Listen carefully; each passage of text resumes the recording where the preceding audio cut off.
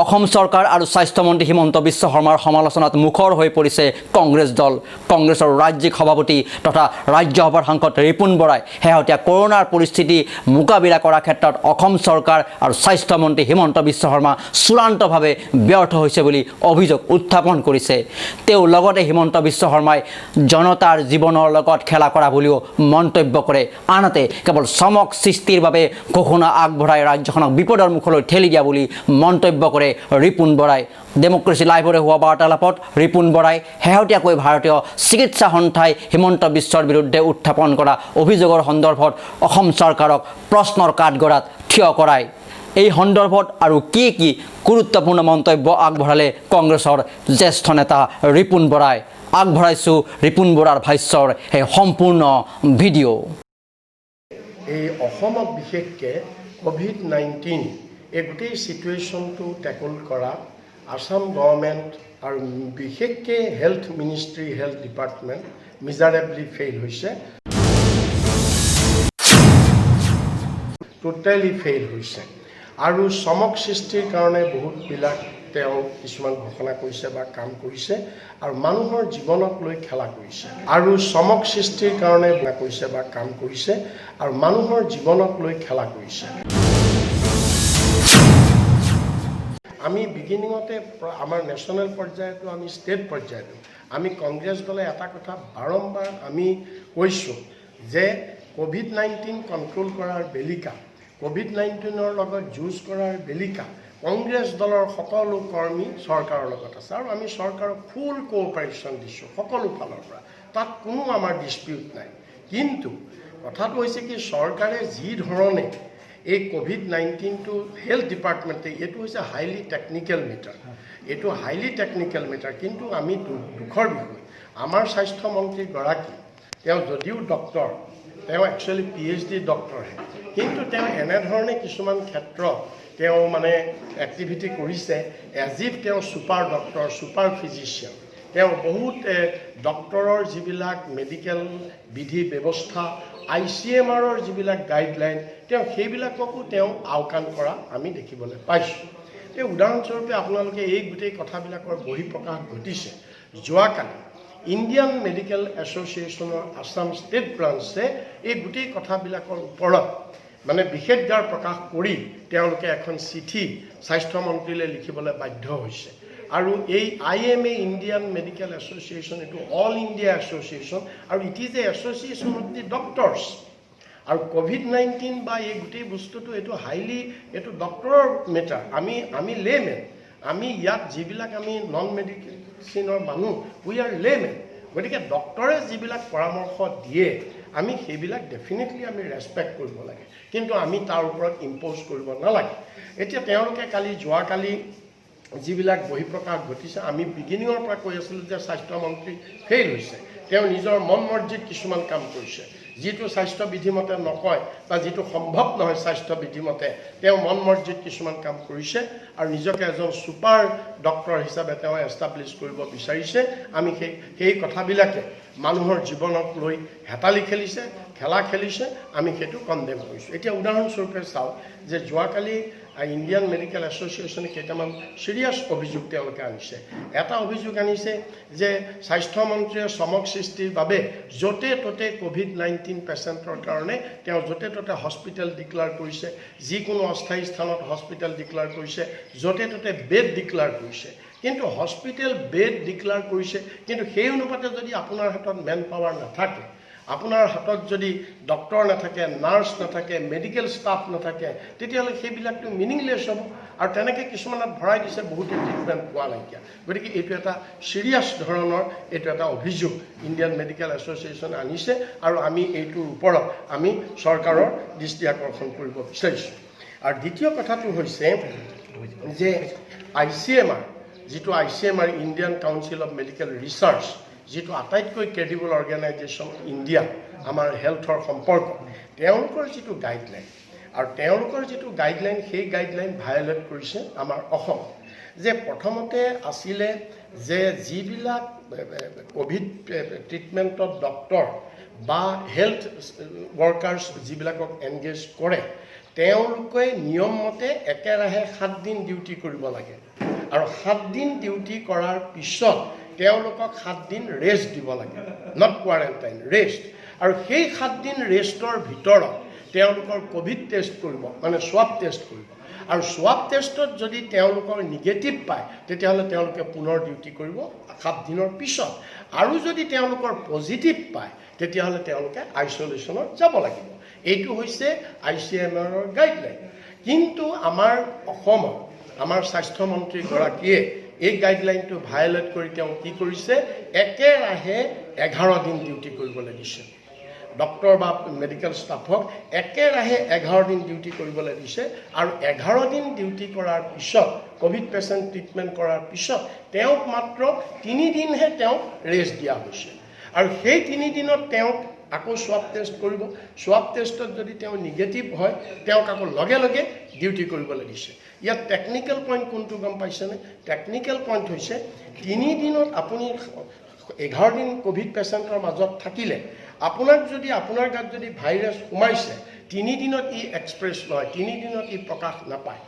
3 দিনত আপোনাৰ নিগেটিভ ওলাইছে, date is a different thing, কিন্তু 3 দিনত ই প্ৰকাশ নঘটে। গতিকে আল্টিমেটলি কি হৈছে, হয়তো কোভিড পেচেণ্টৰ বীজাণু লৈয়ে পুনৰ আকৌ ডক্টৰজনক আকৌ ট্ৰিটমেণ্ট কৰিবলৈ পঠাই দিয়াৰ নিচিনা হৈছে। এইটো টেকনিকেলি মেডিকেল চায়েন্সৰ মতে এইটো সাংঘাতিক এটা লেপছ হৈছে। আৰু হেল্থ মন্ত্ৰী, স্বাস্থ্যমন্ত্ৰীগৰাকীয়ে এইটো তেওঁ নিজৰ মন মৰ্জিত কৰিছে, এইটো ICMR গাইডলাইনত নপৰে। কিন্তু যোৱাকালি এই চিঠিখন ওলোৱাৰ পিছত আকৌ তেওঁ এইটো সলাই এতিয়া 7 দিন কৰিছে। গতিকে এই ধৰণৰ কথাবিলাকে আমাৰ ডক্টৰসকলৰ মনোবল ভাঙি দিছে। আচ্ছা, 3 নম্বৰ কথাটো হৈছে যে আপোনালোকে চাওক, সকলোবিলাক হস্পিটেলত AC নাইকিয়া। এতিয়া ইমান প্ৰচণ্ড গৰম। এই প্ৰচণ্ড গৰমত এজন হেল্থ ৱৰ্কাৰেই হওক, ডক্টৰেই হওক, তেওঁ যিটো ফুল PPE কিট পিন্ধিব লাগে আৰু 8 ঘণ্টা ডিউটি কৰিব লাগে একেৰাহে, কিন্তু বহুত ক্ষেত্ৰত 8 ঘণ্টাতকৈ বেছি ডিউটি কৰিবলৈ বাধ্য কৰা হৈছে। 8 ঘণ্টাতকৈ বেছি ডিউটি কৰিবলগীয়া হয়। আৰু একেৰাহে 8 ঘণ্টা যেতিয়া আপোনাৰ AC নাথাকিব গৰমত, সেইটো ড্ৰেছ পিন্ধি তেনেকৈ ডিউটি কৰাৰ ফলত তেওঁলোকৰ এফিচিয়েঞ্চি লছ হৈছে, তেওঁলোকৰ দক্ষতা লছ হৈছে, তেওঁলোকৰ যোগ্যতা লছ হৈছে, তেওঁলোকৰ কাৰণে যথেষ্ট ডিমৰেলাইজিং। এই কথাবিলাক আমাৰ স্বাস্থ্যমন্ত্ৰীয়ে নাই চোৱা। এই কথাবিলাক স্বাস্থ্যমন্ত্ৰীয়ে এইবিলাক চাওক, কাৰণ ইয়াৰ কাৰণে যথেষ্ট টকা দিয়া হৈছে। যদি AC নাই, যিবিলাক হস্পিটেলত AC নাই, তাত তৎক্ষণাৎ অস্থায়ীভাৱে AC ব্যৱস্থা কৰক, কাৰণ তাৰ কাৰণে টকা ছাফিচিয়েণ্টলি দিয়া হৈছে। গতিকে এইটো এটা আমি আজি আপোনালোকৰ যোগেদি আমি এই কথাটো আমি দৃষ্টি আকৰ্ষণ কৰিছোঁ। আৰু এটা বৰ ইম্পৰ্টেণ্ট কথা, সেইটো ইণ্ডিয়ান মেডিকেল কাউন্সিলৰ ৰিচাৰ্চে দিয়া গাইডলাইন আমাৰ অসমত ভংগ কৰিছে হেল্থ মিনিষ্টাৰে। সেইটো IMA অপ'জ কৰিছে। সেইটো কি, সেইটো গাইডলাইন হৈছে কি, যে এজন হেল্থ ৱৰ্কাৰ, ডক্টৰেই হওক বা ৱৰ্কাৰেই হওক, যেতিয়া কোভিড পেচেণ্টৰ ট্ৰিটমেণ্টত তেওঁক নিয়োগ কৰে, কোভিড পেচেণ্টৰ ট্ৰিটমেণ্টত তেওঁক নিয়োগ কৰাৰ পিছত আমাৰ অসমত কি কৰা হৈছে, তেওঁক এণ্টিজেন টেষ্ট কৰা হৈছে। সেইজন এণ্টিজেন টেষ্টটো কৰি যদি তেওঁ তাত নিগেটিভ পাইছে, তেওঁক লগে লগে আকৌ ডিউটিলৈ পঠাই দিছে। কিন্তু ICMRে কৈছে এজনক আপুনি এণ্টিজেন টেষ্টত আপুনি নিগেটিভ পাব পাৰে, কিন্তু সেই নিগেটিভটো ফাইনেল নহয়, সি ইৰৰো থাকিব পাৰে। সেই নিগেটিভটো পালে আপুনি ৰুল আউট কৰিব নোৱাৰে যে এওঁৰ গাত ভাইৰাছ নাই। গতিকে সেইকাৰণে তেওঁৰ গাত, সেই মানুহজনৰ গাত ভাইৰাছ আছে নে নাই, সেই কথাটো কনফাৰ্ম কৰিব আপোনাৰ PCR টেষ্টৰ যোগেদি। কিন্তু আমাৰ ইয়াত অন্য মানুহক PCR টেষ্ট কৰিছে, কিন্তু ডক্টৰসকলক বা মেডিকেল ষ্টাফক PCR টেষ্টটো নাই কৰা, যিটো কৰিব লাগে আচলতে। অকল এণ্টিজেন টেষ্টতে আপুনি চিয়'ৰ হ'ব নোৱাৰে। গতিকে এই বস্তুটো ICMRৰ গাইডলাইনত কোৱা আছিলে যে এণ্টিজেন টেষ্ট কৰি এজন মানুহক, যদি এজন হেল্থ ৱৰ্কাৰক আপুনি নিগেটিভ পালেও আপুনি চিয়'ৰ হ'ব নোৱাৰে যে তেওঁৰ গাত কোভিড ভাইৰাছ নাই। সেই কথাটো, কাৰণ বহুত মানুহ নিগেটিভ ৰংলি ওলাব পাৰে, নিগেটিভ পিছত পজিটিভ হ'ব পাৰে, গতিকে ৰংলি ওলাব পাৰে। সেইকাৰণে সেই বস্তুটো অভাৰ কনফাৰ্ম কৰিব লাগে PCR টেষ্টৰ যোগেদি। সেই কথাটো আমাৰ ইয়াত নাই কৰা। নকৰাকৈ তেওঁ এই এইটো কি বুলি কয়, এণ্টিজেন টেষ্ট কৰি আমাৰ হেল্থ ৱৰ্কাৰসকলক ক'ভিড ট্ৰিটমেণ্টত পঠিয়াই দিছে। সেইটোৰ ফলতো আমাৰ এইটো কি বুলি কয়, সেইকাৰণে আজি অসমত আপোনালোকে দেখিছে গোটেই ভাৰতবৰ্ষৰ ভিতৰত আজি অসমত আমাৰ ডক্টৰ বা মেডিকেল বা এই ফ্ৰণ্টলাইন ৱৰ্কাৰ্ছ বেছি ক'ভিড পজিটিভ আমাৰ বেছি আক্ৰান্ত অসমত। সেইকাৰণে হৈছে এই ব্যৱস্থাবিলাক নোলোৱাৰ কাৰণে।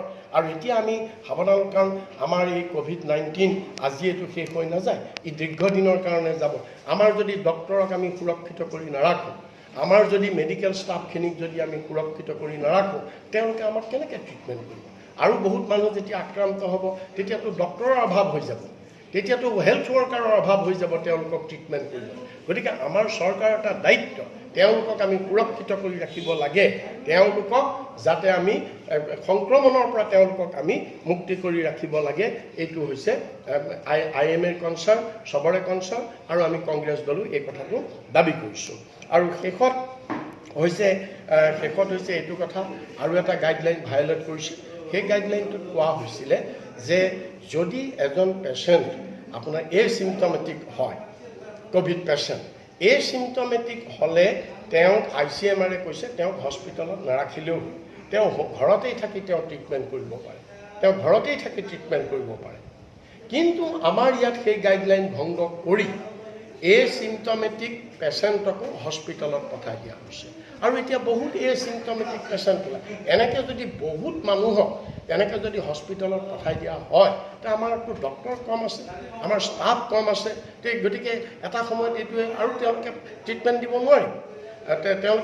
দিব নোৱাৰিব, গতিকে সেইকাৰণে আৰু তেওঁলোকৰ মেণ্টেল যিসকল এচিম্পটমেটিক হস্পিটেলত পঠাই দিয়াৰ লগে লগে তেওঁলোকৰ এটা মেণ্টেল পানিছমেণ্টো হৈ যায়, পৰিয়ালৰ মেণ্টেল পানিছমেণ্ট হৈ যায়। গতিকে সেই বস্তুটো আমাৰ ICMRৰ গাইডলাইন আমাৰ হেল্থ মিনিষ্টাৰে ভংগ কৰিছে।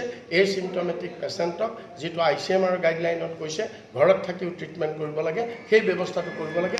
অযথা হস্পিটেলত পঠাই তেওঁলোকৰ পৰিয়ালক যিটো হাৰাশাস্তি কৰিছে সেইটো কৰিব নালাগে।